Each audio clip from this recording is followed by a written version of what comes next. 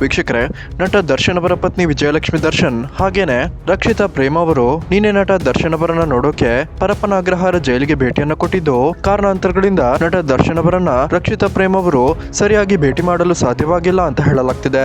ಆದ್ರೆ ವೀಕ್ಷಕರೇ, ರಕ್ಷಿತಾ ಪ್ರೇಮ್ ಅವರು ಅತಿ ಮುಖ್ಯವಾದ ವಿಚಾರವನ್ನ ನಟ ದರ್ಶನ್ ಅವರಿಗೆ ತಲುಪಿಸಿದ್ದು, ಒಂದು ಮಾಹಿತಿಯ ಪ್ರಕಾರ ಕನ್ನಡ ಚಿತ್ರರಂಗ, ಅದರಲ್ಲೂ ನಟ ದರ್ಶನ್ ಅವರಿಗೆ ಸಪೋರ್ಟ್ ಮಾಡ್ತಿದ್ದಂತಹ ಚಿತ್ರರಂಗ ದರ್ಶನ್ ಪರವಾಗಿ ಸರ್ಕಾರಕ್ಕೆ ಮನವಿ ಮಾಡಲು ತೀರ್ಮಾನವನ್ನ ಮಾಡಿದೆ ಅಂತ ಹೇಳಲಾಗ್ತಿದೆ.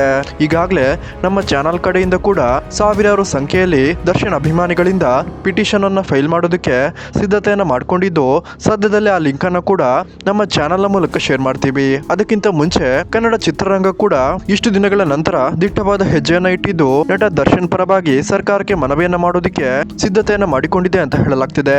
ಒಂದು ಮಾಹಿತಿಯ ಪ್ರಕಾರ ಸರ್ಕಾರಿ ಪರ ವಕೀಲರು ಹೈಕೋರ್ಟ್ ಕೊಟ್ಟಿದ್ದಂತಹ ಜಾಮೀನನ್ನ ಮರುಪ್ರಶ್ನಿಸಿ ಸುಪ್ರೀಂ ಕೋರ್ಟ್ಗೆ ಹೋಗಿದ್ದು, ದರ್ಶನ್ ಅವರಿಗೆ ಕೊಟ್ಟಿದ್ದಂತಹ ಜಾಮೀನನ್ನ ಮರುಪ್ರಶ್ನೆ ಮಾಡಿತ್ತು. ಸೊ ಈ ಒಂದು ಕಾರಣದಿಂದಲೇ ಅರ್ಧದಲ್ಲೇ ನಟ ದರ್ಶನ್ ಅವರ ಜಾಮೀನು ಕ್ಯಾನ್ಸಲ್ ಆಗಿದ್ದು, ಮತ್ತೊಮ್ಮೆ ನಟ ದರ್ಶನ್ ಅವರು ಅರೆಸ್ಟ್ ಆಗುವಂತಹ ಸಿಚುವೇಶನ್ ಎದುರಾಗಿತ್ತು. ನಟ ದರ್ಶನ್ ಅವರ ಬಿಡುಗಡೆಗೆ ಏನೆಲ್ಲ ಆಗುತ್ತೋ ಅದೆಲ್ಲದನ್ನ ಕೂಡ ಮಾಡೋದಿಕ್ಕೆ ಸರ್ಕಾರಕ್ಕೆ ರಿಕ್ವೆಸ್ಟ್ ಅನ್ನ ಮಾಡಿಕೊಳ್ಳಲು ನಟ ಸಾಧು ಕೋಕಿಲ ಸೇರಿದಂತೆ ಇಡೀ ಚಿತ್ರರಂಗವೇ ನಟ ದರ್ಶನ್ ಬೆನ್ನಿಗೆ ನಿಂತಿದೆ ಅಂತ ಹೇಳಲಾಗ್ತಿದೆ.